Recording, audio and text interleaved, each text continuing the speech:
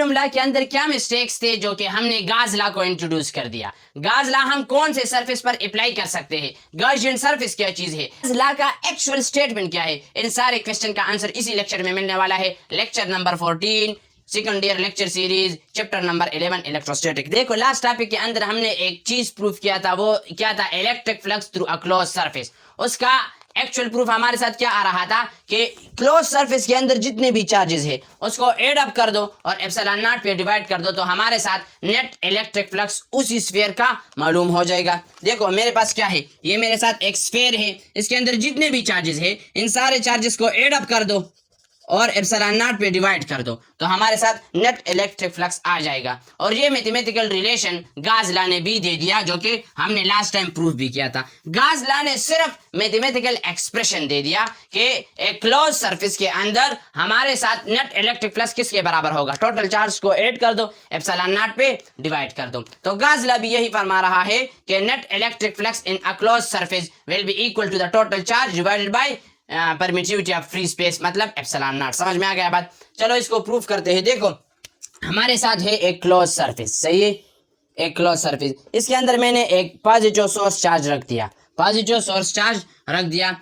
सबसे पहला पॉइंट, ये एक सरफेस है तो इसका एरिया हमारे साथ होगा 4 पाई आर स्क्वेयर और इसका जो इलेक्ट्रिक फील्ड है वो हमारे साथ होगा E is equal to 1/4 pi epsilon naught Q by R square. ये हम इलेक्ट्रिक फील्ड इंटेंसिटी से जानते हैं। तो ये ए का वैल्यू और ई का वैल्यू इधर पुट कर लेते हैं तो E is equal to 1/4 pi epsilon naught Q by R square multiply with 4 pi R square, 4 pi R square. जो चीजें जिससे कैंसिल होती है वो कैंसिल कर दो, 4 पाई आर स्क्वेयर इधर से कैंसिल होते हैं तो फाई ई हमारे साथ बराबर होता है क्यू बाई एप्सिलॉन नॉट, जो कि एक्चुअल स्टेटमेंट है हमारे साथ किस चीज का, शाबाश, गाज लॉ का एक्चुअल स्टेटमेंट है।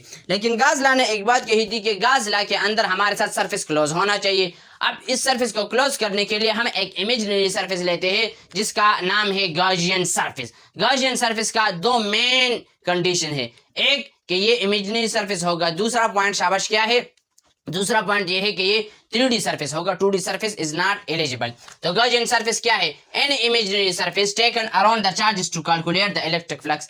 चार्जेस के अराउंड हम एक इमेजिनरी सरफेस ले लेते हैं जो कि 3D भी होना चाहिए, इमेजिनरी भी होना चाहिए और इसी से हम गाज लॉ को प्रूव करेंगे। समझ में आ गया बात? देखो हमारे साथ इधर इनफाइनाइट नंबर ऑफ चार्जेस पड़े हैं, इनफाइनाइट नंबर ऑफ चार्जेस।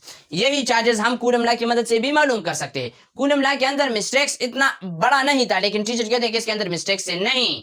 अगर ये चार्जेस का इलेक्ट्रिक फ्लक्स हम कूलम लॉ की मदद से भी मालूम कर सकते हैं लेकिन हमारे लिए मुश्किल क्या पड़ेगी, हम एक एक चार्ज का इलेक्ट्रिक फील्ड इंटेंसिटी मालूम करेंगे और इधर तो इनफाइनाइट नंबर ऑफ चार्जेस है तो हमने infinite number of electric field intensity मालूम करना पड़ेगा और फिर सारे इलेक्ट्रिक फील्ड इंटेंसिटी को एड अप करेंगे तो फिर हमको इलेक्ट्रिक फ्लक्स मिल जाएगा। अब आप सोच रहे कि सर आपने क्या बात करी, देखो इलेक्ट्रिक फील्ड इंटेंसिटी का और इलेक्ट्रिक फ्लक्स का एक जबरदस्त रिलेशन है आपस में, मैंने लास्ट लेक्चर में भी बताया था। देखो हमारा, देखो आप लोग इलेक्ट्रिक फील्ड इंटेंसिटी क्या है, सबसे पहला पॉइंट इलेक्ट्रिक फील्ड इंटेंसिटी क्या है, ये हमारे साथ एक सोर्स चार्ज है और ये हमारे साथ एक टेस्ट चार्ज है, ये हमारे साथ एक टेस्ट चार्ज है। इलेक्ट्रिक फील्ड इंटेंसिटी क्या है कि ये टेस्ट चार्ज मैंने इसके अंदर नजदीक कर दिया, जिस पॉइंट पर इसने इसका इलेक्ट्रिक फील्ड एक्सपीरियंस कर दिया, इस इलेक्ट्रिक फील्ड के स्ट्रेंथ को हम कहेंगे इलेक्ट्रिक फील्ड इंटेंसिटी। एक सोर्स चार्ज के इलेक्ट्रिक फील्ड स्ट्रेंथ को कि ये कितना ताकतवर है इसको कहेंगे इलेक्ट्रिक फील्ड इंटेंसिटी।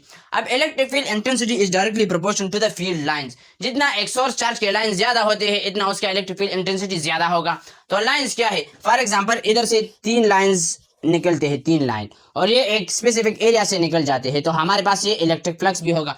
तो इसका मतलब क्या हुआ, अगर इलेक्ट्रिक फील्ड इंटेंसिटी ज्यादा है इसका मतलब क्या है कि इस चार्ज का मैग्नीट्यूड ज्यादा है। चार्ज का मैग्नीट्यूड देखो, सबसे पहला पॉइंट ये सारी चीजें अपने साथ नोट कर दो। देखो मेरे साथ है एक चार्ज 4 कूलम, मेरे साथ है एक चार्ज है फॉर एग्जांपल 3 कूलम, ये 4 कूलम है, ये 3 कूलम है, तो इसका इलेक्ट्रिक फील्ड इंटेंसिटी ज्यादा होगा और इसका इलेक्ट्रिक फील्ड इंटेंसिटी कम होगा। जब इसका इलेक्ट्रिक फील्ड इंटेंसिटी ज्यादा होंगे तो इसका इलेक्ट्रिक फील्ड लाइंस भी ज्यादा होंगे, इसका इलेक्ट्रिक फील्ड लाइंस भी कम होंगे क्योंकि मैग्नीट्यूड कम है, इलेक्ट्रिक फील्ड इंटेंसिटी ज्यादा है, फील्ड लाइन ज्यादा है। जब फील्ड लाइन ज्यादा है तो electric field lines is directly proportional to the electric flux. जब फील्ड लाइन ज्यादा होंगे तो इलेक्ट्रिक फ्लक्स हमारे साथ ज्यादा होगा, तो इधर इलेक्ट्रिक फ्लक्स हमारे साथ कम होंगे। अब आते हैं इधर मैं तो इलेक्ट्रिक फ्लक्स मालूम करूंगा, लेकिन अगर मैं ये काम कूलम लॉ से करूंगा तो मैं एक एक पॉइंट पर इलेक्ट्रिक फील्ड इंटेंसिटी मालूम करूंगा। जब मुझे इलेक्ट्रिक फील्ड इंटेंसिटी का पता चल जाए, जो इधर से पता चल सकता है कि इसके अंदर इससे कितने लाइंस पास आउट होते हैं, तो वो मेरे लिए इलेक्ट्रिक फ्लक्स मिल जाएगा। लेकिन अगर ये सारे टेक्निक्स हम स्टेप बाय स्टेप करेंगे तो मेरे लिए बहुत ज्यादा टाइम कंज्यूम करेगा। इसी वजह से गाज लॉ हम इंट्रोड्यूस करेंगे। समझ में आ गया बात? चलो, गाज लॉ ने हमको एक मैथमेटिकल एक्सप्रेशन दे दिया कि ये सारे चार्ज का इलेक्ट्रिक फ्लक्स क्या होगा। शाबाश। 1 over epsilon naught to that charges Q1, 1 over epsilon naught Q2, 1 over epsilon naught Q3। इसका ये इलेक्ट्रिक फ्लक्स है, ये हमको गाज लॉ ने बता दिया। सही है।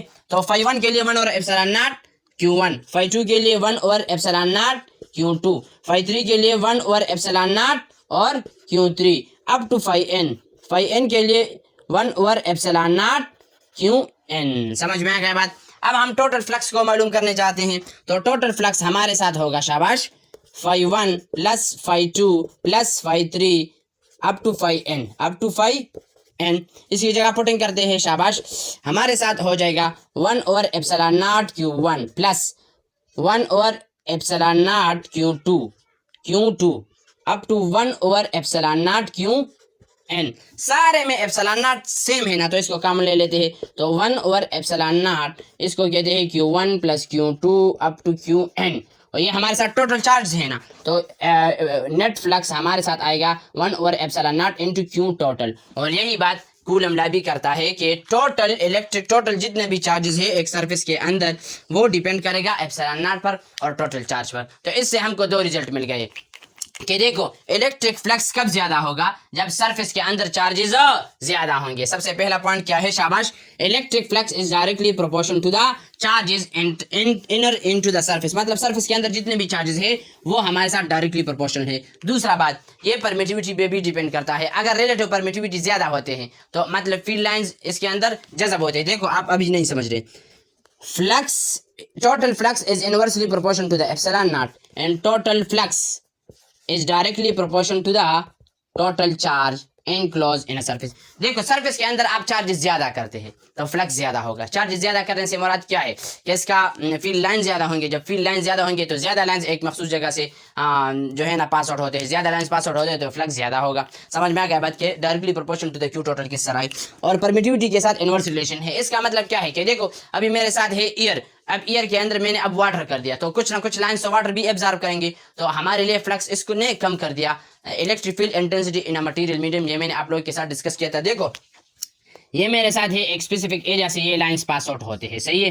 लेकिन इसके अंदर मैंने एक मीडियम रख दिया तो कुछ ना कुछ लाइंस तो ये मीडियम भी एब्जॉर्ब करेंगे ना, तो फिर ये सारे लाइंस इधर से पास आउट नहीं हो सकते। तो जितना आप मीडियम डेंसर करते हो इतना हमारे साथ फ्लक्स कम होगा। तो मतलब क्या है कि इलेक्ट्रिक फ्लक्स सिर्फ दो चीजों पे डिपेंड करते हैं। गाज लॉ वाला total net electric flux in a closed surface, दो चीजों पे, सिर्फ परमिटिविटी ऑफ फ्री स्पेस पे और total charge enclose in a surface. अब एमसीक्यूज की तरफ चलते हैं। देखो विच सरफेस इज वैलिड फॉर गाज लॉ। देखो मैंने लास्ट टाइम बताया था कि गाज लॉ के गाजियन सरफेस के लिए दो कंडीशन है। एक सरफेस इमेजिनरी और दूसरा 3D सरफेस होना चाहिए, कोई और सरफेस नहीं होना चाहिए। तो सर्कल हमारे साथ 2D सरफेस है, रेक्टेंगल हमारे साथ 2D सरफेस है, स्फेरिकल हमारे साथ 3D सरफेस है। इसी वजह से correct option will be the spherical. A unit charge is placed in a vacuum so the net flux will be. Unit charge का मतलब क्या है कि चार्ज का मैग्नीट्यूड हमारे साथ क्या है? शाबाश 1 है। चार्ज का मैग्नीट्यूड हमारे साथ क्या है? 1 है। तो हमारे साथ गाज लॉ क्या फरमाता है? Which is equal to 1 over epsilon naught into Q total. Q total का वैल्यू यूनिटी है, यूनिटी का मतलब है 1, तो 1 ओवर एप्सिलॉन नॉट इनटू 1। ये नीचे है, इसको ऊपर कर देंगे तो इनवर्स हो जाएगा, तो एप्सिलॉन नॉट इनवर्स। तो the correct option will be epsilon not inverse. A charge flux is phi1 now put in a closed surface of 2r, the phi2 will be। देखो एक सरफेस के अंदर मैंने एक चार्ज को बंद कर दिया था। सही है। और इसका रेडियस है r, अब इस सरफेस को मैंने थोड़ा सा लंबा कर दिया, इतना कर दिया, तो नेट इलेक्ट्रिक फ्लक्स क्या होगा? शाबाश। देखो नेट इलेक्ट्रिक फ्लक्स वही की वही होगा, तो φ1 है तो φ1 ही रहेगा। फ्लक्स पे कोई भी असर नहीं पड़ेगा क्योंकि flux does not depend upon the radius. देखो ये फ्लक्स इन चीजों पे कभी भी डिपेंड नहीं करता, ये चीजें अपने आप नोट कर दो। φe is not depends on, सबसे पहला पॉइंट देखो ये रेडियस पे डिपेंड नहीं करता, रेडियस पे डिपेंड नहीं करता, डायमेंशन पे डिपेंड नहीं करता, शेप पे डिपेंड नहीं करता, ज्योमेट्री पे डिपेंड नहीं करता, समझ में आ गया बात, साइज पे डिपेंड नहीं करता, समझ में आ गया बात। मतलब अगर स्फेरिकल का आप रेडियस ज्यादा करते हो does not change the electric flux, dimension ज्यादा करते हो 3D 4D इस तरह नो इशू, शेप ज्यादा शेप अभी स्फेरिकल है आपने क्या कर दिया शाबाश अभी क्यूबिक कर दिया तो नो इशू, ज्योमेट्री भी no issue, size no issue, ये सारी चीजों पे डिपेंड नहीं करता। अगर आप ज्यादा करते हो तो फ्लक्स चेंज नहीं होगा। थर्ड एमसीक्यूज की तरफ देखिए, Q is place at the centre of a cubical sphere flux, cubical पर हमने एक चार्ज को रख दिया है सेंटर में, so the flux at a single side will be. देखो ये क्या बता रहा है कि मेरे साथ एक क्यूबिक है, क्यूबिक, क्यूबिक का मतलब क्या है ये वाला, तो ये बता रहा है कि इसके सिंगल साइड पे फ्लक्स कितना होगा। तो क्यूबिक क्या साइड्स होते हैं, क्यूबिक का 6 साइड्स होते हैं, 6 साइड्स और 8 कार्नर होता है, 8 कार्नर्स, कार्नर्स मतलब 1 2 3 4 5 6 7 8, सही है, ये 8 कार्नर्स होते हैं, साइड्स इसके 6 होते हैं।